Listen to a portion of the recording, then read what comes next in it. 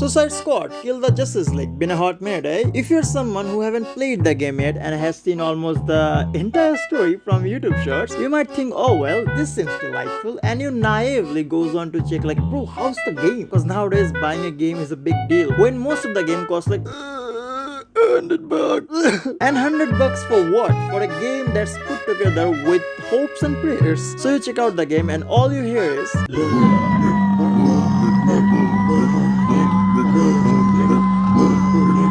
so if you're trying to figure out what the hell is wrong with Suicide Squad Kill the Justice League, holy shit, such a long name, dude. You know what? From now on, I'm gonna call the game Skuttajil. Such a bad idea. So you wanna know what's wrong with Skuttajil? So you wanna know what's wrong with Skuttajil and why it's hated. So let's talk about it.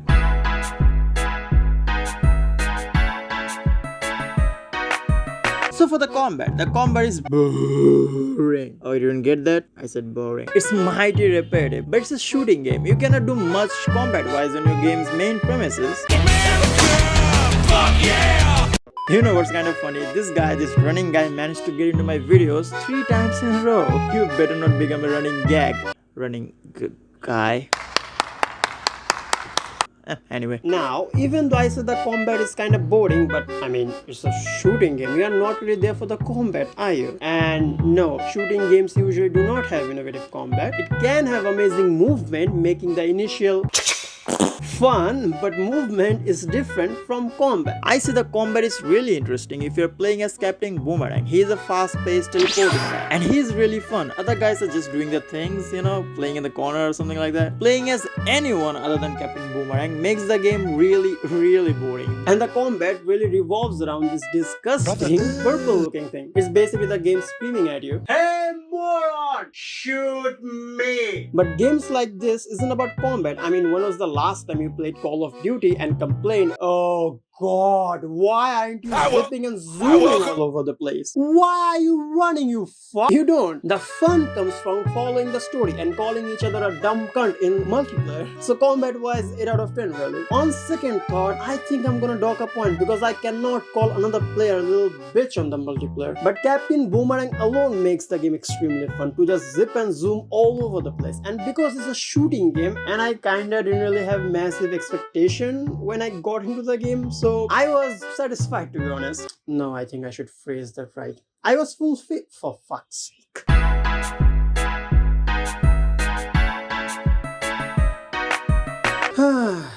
The main reason of the hate. Now, before you burn me down with the game, I don't really follow DC much. I haven't played any of the Arkham games. All I know about DC is rich kid, fast kid, strong kid, don't even know how you came into the world kid.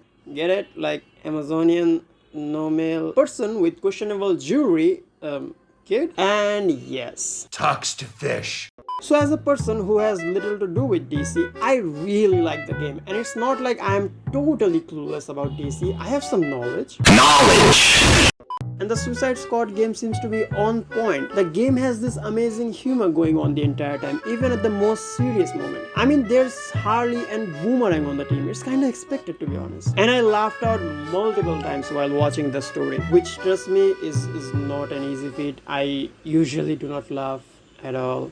It's kind of sad. So it's most definitely enjoyable, and not just enjoyable. I say the story is the best part of the game, and no, I won't be spoiling it. And to be honest, I believe you have already seen most of it from YouTube shorts anyways, because the story is really worth enjoying. And trust me, even if you don't want to bother with the game, go to YouTube, man, or better enjoy the game yourself. Trust me, it's really fun. And yes, even though the game is called Kill the Justice League, they don't do anything cool with it. Like, what the hell, dude? Like, no joke, they did not even try at all. Again, the story is good, like it's humorous and all, but come on, man, the game is called Kill the Justice League, like these godlike human beings, and on the other hand, you have some mentally challenged people. For the most part. So I went to the game completely blind. I did not got spoiled somehow, or maybe I just did not care at all. But again, I was really expecting something clever, you know, something that is, you know, they did something really out of ordinary to kill them, something like that. But no, all the game had in terms of like story or how they killed the Justice League is just heavy dose of plot armor. No joke, they survive shit multiple times that they really should not have. Usually, in general, Justice League members have a code and they aren't actively trying to off the villains. But here, none of the League members are being nice, but they still survive. Why? I mean, I kinda want them to survive. I wanted to play through the game, but come on, dude. Come on. I'm really upset that they didn't do shit. Just fucking Wonder Woman kill half of them. God damn, I hate this fucking... I'm so disappointed. Yeah, you have no idea. Even though I said I don't give a shit about DC, but I'm really upset. The story would have been more interesting if the Suicide Squad members used some clever tactics or tried to outsmart the League members. But that did not happen. Whenever they got cornered, someone saved them, or the League member all of a sudden went like, nah, I'm not feeling like it. And I will say this again, no force is stronger than plot armor. Just goes to show that how power scaling is a load of donkey dicks. With all that said, I still believe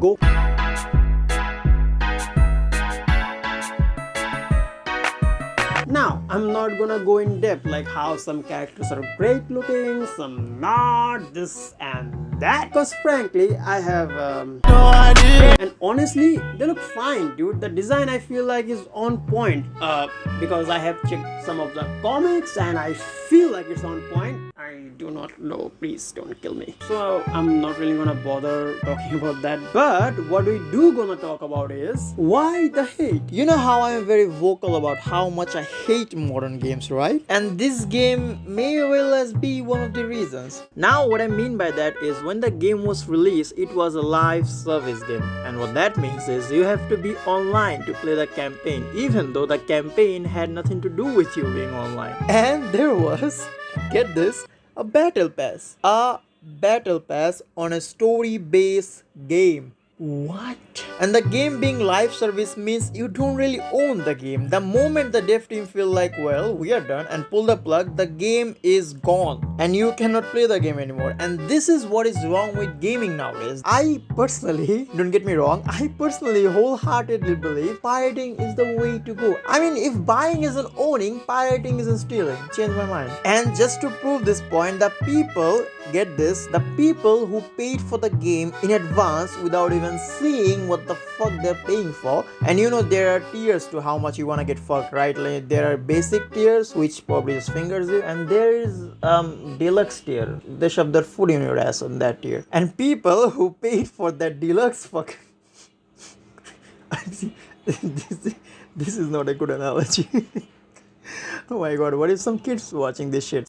So as I was saying, the people who paid for the deluxe edition didn't even get to play the game when it was released. Because when the game came out, there was a bug and they pulled the plug on the server. For a moment though, for like 2 days or something. And for that time being, the people who paid for the deluxe fucking, did not even get to play the game. Even though they paid more pre-order, they're supposed to get like pre-access to it. Sometimes when I hear my recordings back, I feel like I don't even know proper English. Like, what the hell is pre-access? I meant to say early access. I don't know, brain isn't braining properly.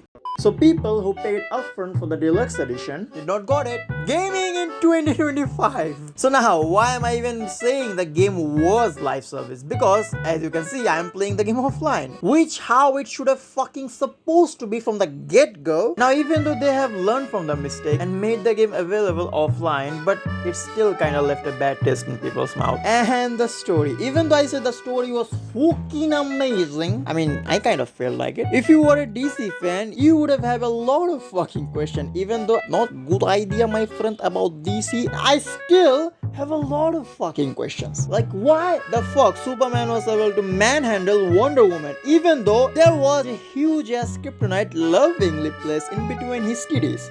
I mean, chest. And yes, a fucking kryptonite. The shit that's supposed to weaken him just by being around. And the kryptonite was deep inside him.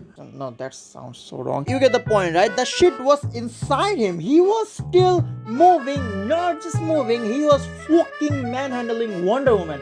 I swear to God, dude, 2 episodes ago, I saw him being weakened, like on his knees, just by being around the kryptonite. And it was inside. God damn it. Regardless. And also, even after getting a straight answer from Flash, like there is no saving them, she was like, nah, I can fix her. Like if I saw correctly with my own two googly eyes, and I believe you used the lasso of truth on him, didn't you? You're saying you cannot save him or any of them. Why? What? And then there's Hardy, who killed a certain billionaire. Now, why that's an issue? I mean, the game is called Skuttajil, not Stuttajil. This is so bad. Now it is an issue cause this incident officially took place in Arkham Knight universe, where again I don't know much, but which was the best Batman game to date, which I personally cannot confirm, but I did saw some comments from DC fans who did play the game, and I'm kind of rolling with it. So killing of the kid with parental issues did not just kill him but kill the franchise as well, which made people go, what? I mean, imagine a WarioWare game that is connected to the mainline Mario, and Wario kills the Mario in that game. Now you don't have any more Mario. And you see how that's an issue, don't you? They could have easily said it's a different universe and all good, but nope, it had to be in the same universe, which is dumb. So for the time being, there's no Arkham Asylum game. And then there's Joker. Not gonna lie, even I didn't like the guy.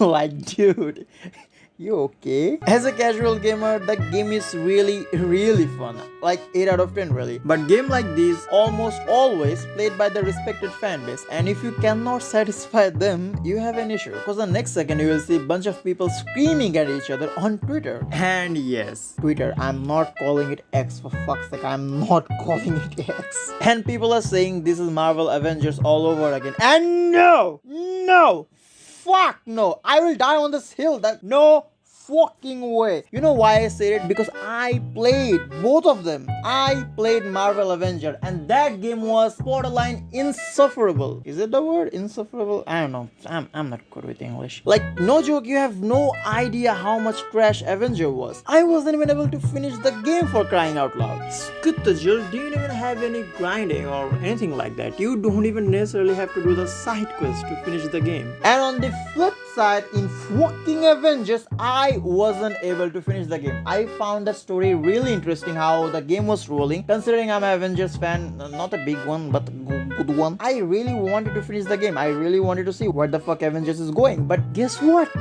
You have to do a ton of fucking side quests just to play the... Nope, I'm gonna die on this hill. It's not Avengers, brother. You have no idea what the fuck was Avengers, okay? Not to mention the game was fucking online bull.